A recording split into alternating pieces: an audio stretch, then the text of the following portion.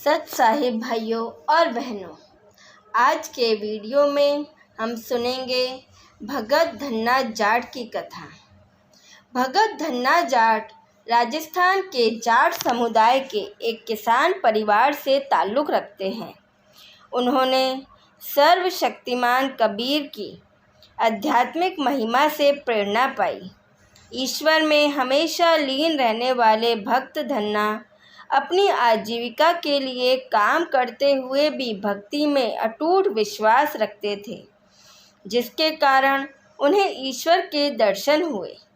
ईश्वर में उनकी असीम आस्था लगभग 400 साल पहले घटित एक सच्ची घटना से स्पष्ट होती है, जिसका विस्तार से वर्णन किया जाएगा, जो यह साबित करेगा कि सर्वोच्च ईश्वर परम अक्षर ब्रह्म हमेशा अपने उन दृढ़ भक्तों के साथ रहते हैं जो उनकी सच्ची पूजा करते हैं और वे अपने भक्त की लाज रखते हैं और अपने उपासक के जीवन में अप्रिय घटनाओं को रोकते हैं। यहाँ यह सत्य भी सिद्ध हो जाएगा कि सभी साधकों को उनकी भक्ति का प्रतिफल कबीर साहिब से ही मिलता है, जैसा कि पवित्र श्रीमद् भगवद गीता में सत्पुरुष ही तीनों लोकों में प्रवेश करते हुए सबका पालन पोषण करते हैं। धन्ना जाट एक बहुत ही पुण्य आत्मा थे। उनका जन्म लगभग 400 साल पहले राजस्थान में एक गरीब हिंदू जाट किसान परिवार में हुआ था। वे एक बहुत ही धार्मिक व्यक्ति थे, एक वैष्णव भक्त जो ज़रूरतमंदों, संतों, पवित्र पुरुषों और विद्वानों को भगवान का अवतार मानते हुए उनकी सेवा करते थे। वे अज्ञानता के कारण मूर्तियों की पूजा करते थे, जब तक कि उन्हें दिव्य दर्शन का आशीर्वाद नहीं मिला। वे धन्ना बैरागी के रूप में लोकप्रिय हो गए। जब भारत में भक्ति आंदोलन अपने चरम पर था और इसलिए भक्त धन्ना ने आध्यात्मिक ऊंचाइयों को प्राप्त किया। भगवान में दृढ़ विश्वास रखने वाले धन्ना जाट के बारे में कई रहस्यमय कहानियाँ हैं। धन्ना के अटूट दृढ़ संकल्प में मासूमियत और सच्ची भक्ति ने उन्हें भगवान से गहराई से जुड़ने में मदद की। आगे बढ़ते हुए आइए हम एक सच्ची घटना के बारे में जानें, जो दृढ़ भक्त धन्ना के साथ घटी, जहां भगवान ने एक चमत्कार किया और उनके विश्वास को बरकरार रखा और साबित किया कि सर्वज्ञ और सर्वशक्तिमान ईश्वर अपने सच्चे उपासक के लिए कुछ भी और सब कुछ कर सकते हैं। सच्चिदानंद घन ब्रह्म की अमृतवाणी में इसका उल्लेख है। जो जन मेरी शरण है, ताका हूँ मैं दास, गेल गेल लाग्या फिरूं, जब तक धरती आकाश। यह सच्ची कहानी करीब 400 साल पहले की है, जब राजस्थान में खेती पूरी तरह से बारिश पर निर्भर थी। राजस्थान जैसे इलाके में बारिश होना बहुत बड़ी खुशकिस्मती मानी जाती थी, क्योंकि उस समय बारिश के अलावा सिंचाई का और कोई दूसरा साधन नहीं था। गरीबी अपने चरम पर थी। एक बार धन्ना जाट के गांव में वर्षा हुई। वर्षा होने पर सभी गांव वाले ज्वार के बीज लेकर अपने अपने खेतों में बोने चले गए। धन्ना भगत भी खेत में ज्वार के बीज बोने चले गए। रास्ते में उन्हें 4 साधु संत मिले। उन्हें देखकर वे प्रसन्न हुए। अतएव संत धन्ना ने अपनी बैलगाड़ी रोकी और उन्हें एक पेड़ से बांध दिया। उन्होंने साधुओं को राम राम कहकर प्रणाम किया। उनसे पूछा, आप कैसे हैं? तो उन्होंने कहा कि भगत जी, हमारी हालत बहुत ख़राब है। हमें 2 दिन से कुछ खाने को नहीं मिला है। बहुत भूख लगी है। हम भूखे मर रहे हैं और तीर्थ यात्रा पर जा रहे हैं। हमारा जीवन समाप्त होने वाला है। भक्त धन्ना के पास एक थैला था जिसमें ज्वार के बीज थे और वह उन्हें खेतों में बोने के लिए लाया था। उसने सोचा कि यदि वह बीज नहीं बोएगा तो उसके बच्चे भूखे मर जाएंगे। यदि वह इन चारों ऋषियों को भोजन नहीं कराएगा तो वह मर जाएंगे। धन्ना की पत्नी नास्तिक और झगड़ालू महिला थी। वह घर में किसी को भी भोजन नहीं कराती थी और धन्ना बैरागी के साथ भी दुर्व्यवहार करती थी। उसने सोचा कि यदि मैं ज्वार चढ़ाऊँगा और मान लो वर्षा नहीं हुई तो ये बाजरे के बीज व्यर्थ हो जाएंगे। चाहे मेरी पत्नी मेरी भक्ति और दान में बाधा बने, लेकिन मैं भगवान को साक्षी मानकर इन ऋषियों के प्राण बचाऊंगा। यह विचार कर भक्त धन्ना ने ऋषियों से कहा, ये ज्वार बाजरे के बीज हैं, इन्हें खाकर अपनी भूख मिटाओ। भूखे ऋषियों ने वह सारे ज्वार के बीज खा लिए। उन्होंने धन्ना बैरागी को धन्यवाद दिया और चले गए। धन्ना की पत्नी बहुत क्रोधी थी, इसलिए उसने सोचा कि यदि वह नाटक नहीं करेगा तो खेत वाला पड़ोसी उसकी पत्नी से शिकायत करेगा कि तूने ज्वार के बीज क्यों नहीं बोए। वह मुझसे झगड़ा करेगी। इसलिए उसने एक थैले में कंकड़ इकट्ठा किए, जैसे कि कंकड़ की जगह ज्वार के बीज रखे हों।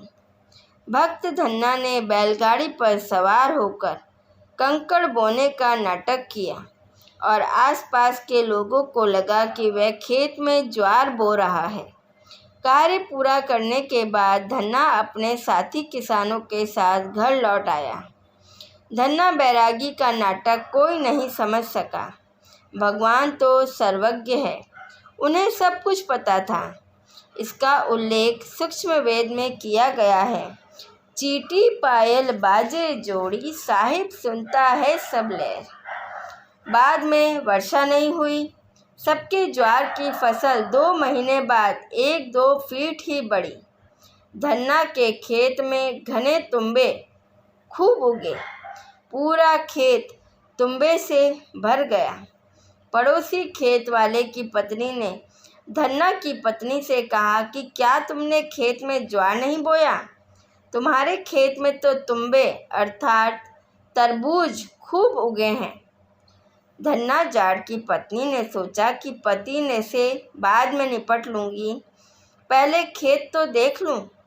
उसने देखा कि सबके खेतों में ज्वार बाजरा उगे हैं। राजस्थान में तुम्बे आदि बिना बोए भी खूब उग जाते हैं, वर्षा कम होने पर भी। वह क्रोधित हो गई। उसने एक लौकी तोड़ी और उसे अपने सिर पर रख लिया, क्योंकि वह बहुत बड़े कद्दू की तरह मोटी और भारी थी, और घर आ गई। वह धन्ना बैरागी पर चिल्लाई, तूने ज्वार के बीज किसको खाने को दिए?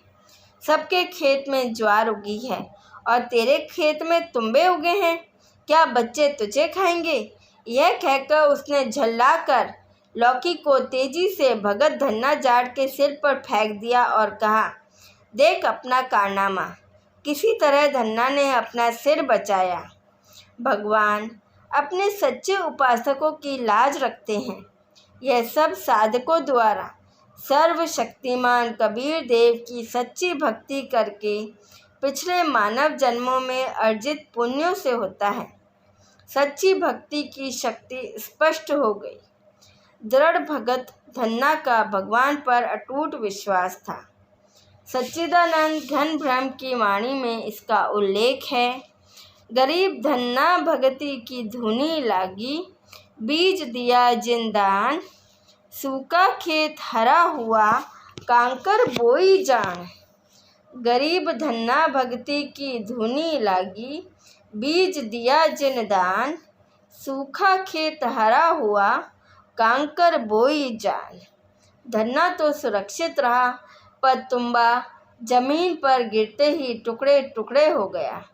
उसमें से 5 किलो ज्वार निकला, एकदम साफ, बीज जैसा जो बोने के काम आ सकता है।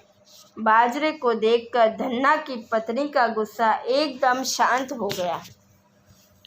उसने बीज घर में चादर पर रखे और तुम्बे लेने के लिए खेत में चली गई। उसने तुम्बे तोड़ने शुरू किए और देखते ही देखते चादर पर ज्वार का ढेर लग गया। पीछे से धन्ना भगत भी आ गया। अपने ऊपर भगवान की कृपा होते देख वह खुश हुआ। बाकी सभी किसानों की फसलें नष्ट हो गई क्योंकि तब बारिश नहीं हुई थी। सारे गांव में खबर आग की तरह फैल गई कि भगत धन्ना के खेत में लौकियों में बाजरा उगा है। धन्ना भगत का खेत ने पाया, माधो दई सिकलात है। भगत धन्ना जाट का भगवान से इतना प्रेम था कि भगवान की कृपा से बिना बीज बोए ही खेतों में अन्न पैदा हो गया। इस प्रकार भगवान ने चमत्कार करके अपने प्रिय भगत को आशीर्वाद दिया। भगवान अपने निष्ठावान भक्तों के साथ ऐसा ही करते हैं। भगत धन्ना विनम्र और ईमानदार थे। वे लालची नहीं थे। उन्होंने अपनी पत्नी से कहा कि अब खेत से और तुम्बे मत लाना। भगवान की कृपा से हमारा हिस्सा पूरा हो गया है। चलो बचे हुए ज्वार के बीज अन्य ज़रूरतमंद ग्रामीणों को बांट दें। लेकिन उनकी लालची पत्नी ने एक न सुनी और लौकी लाती रही। बाद में तुम्बे में ज्वार के बीज नहीं मिले बल्कि केवल फूल मिले। तब उसने ऐसा करना बंद कर दिया। तब विनम्र भक्त धन्ना ने साथी किसानों से कहा कि भगवान ने आप सभी के लिए ज्वार के बाकी बीज दे दिए हैं। फिर उन्होंने सभी ग्रामीणों को लगभग 10-10 टीले यानी 4-4 क्विंटल बाजरा वितरित किया और अपने परिवार के गुजारे के लिए पर्याप्त ज्वार रख लिया, जो उन्हें 1 वर्ष तक खिलाने के लिए पर्याप्त था। ग्रामीणों ने उसकी ईमानदारी की बहुत प्रशंसा की। भगवान के इस चमत्कार और कृपा से धन्ना की पत्नी में आस्था और बढ़ गई और इस घटना के बाद वह भी भक्ति में लग गई। भगवान, साधु संतों और ज़रूरतमंदों की सेवा करना उसके लिए भी अपने पति की तरह ही प्राथमिकता बन गई।